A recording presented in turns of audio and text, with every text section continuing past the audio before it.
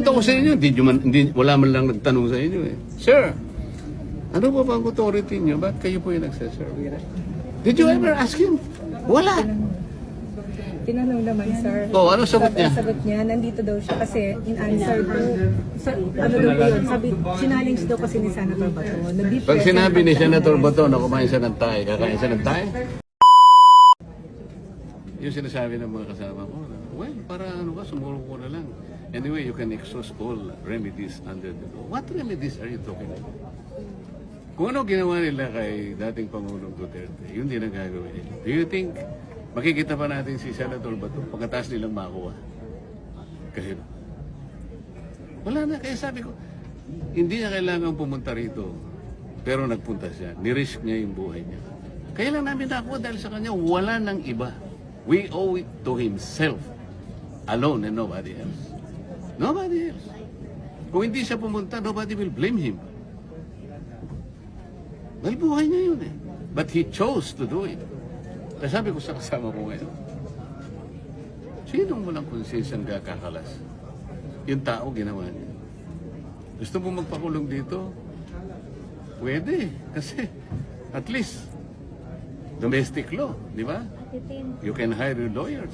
Pwede kang makita ng kamag-anak mo, ng asawa mo, ng pamilya mo. Sa dihig. Sino ang tutulong sa iyo doon? Ako nga nakiusap eh. Makita ko lang si PRRT kasi nandun na ako eh. Can you imagine? I request. O sige, kung ano lang, makita ko lang. Kung ayaw nyo kung makausap, wag na.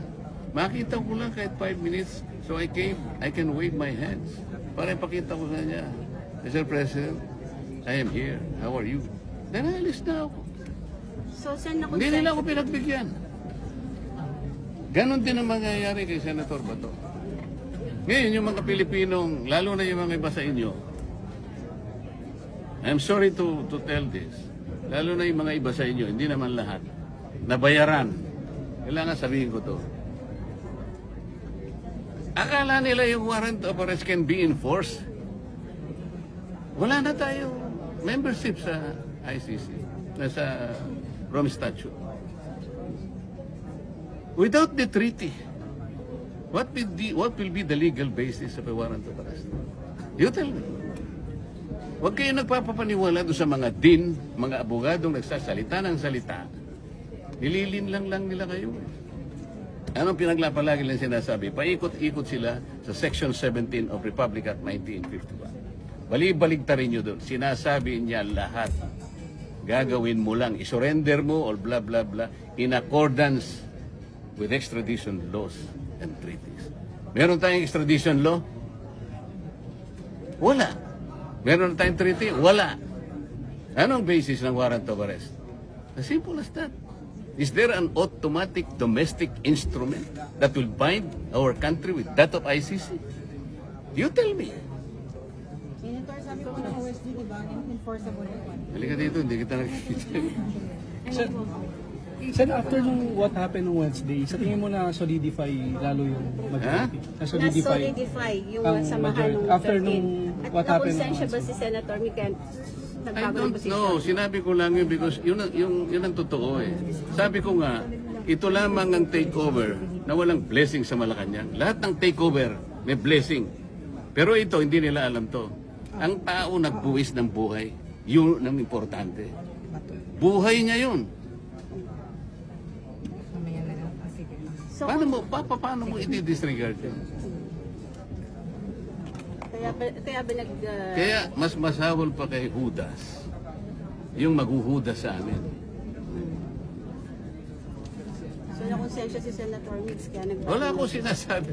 Wala akong sinasabi. Tama na po, okay naman. Teka. O ano? Sige, ano? Hindi, sabi kanina po ni Senator Mix yun na nga parang nakonsensya siya, hindi na gusto yung nangyari sa Hindi, wala Senator. kami pag-uusap ng gano'n. Huwag na kayong magbanggit ng kung sino. Sinabi ko lang yun sa grupo namin. Hindi namin kagrupo ni Senator Mix. Okay? Sir, sorry, yung nangyari po nung Wednesday, nandito din kayo, sir, di ba? Nung nagputukan. Oo, kaya lang. Nakaupo ako ron.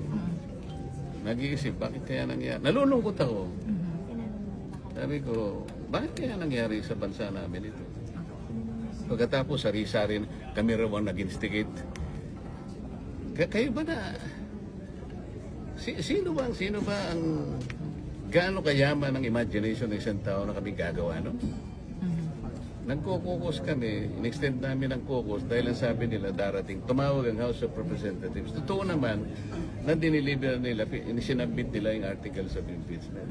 So habang nagbi-briefing kami, hindi pa kami gaano nakakalahati. Bigla nga yan, may putukan na ganito. Diyos ko ako.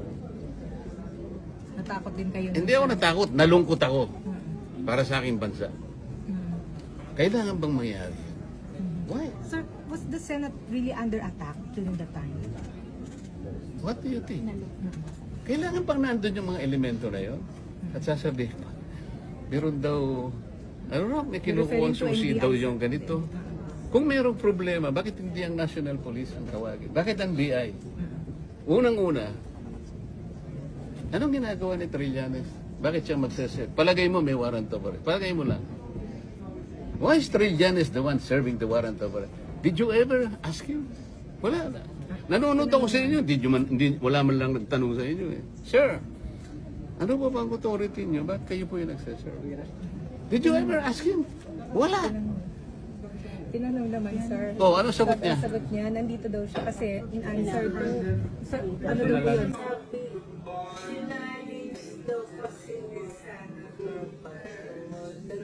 Pag sinabi ni Senator Bato na kumain siya ng tayo, kakain siya ng tayo. Sabi, challenge daw kasi ni Senator Bato. Pag sinabi ni Senator Bato na kumain siya ng tayo, kakain siya ng tayo. Thank you.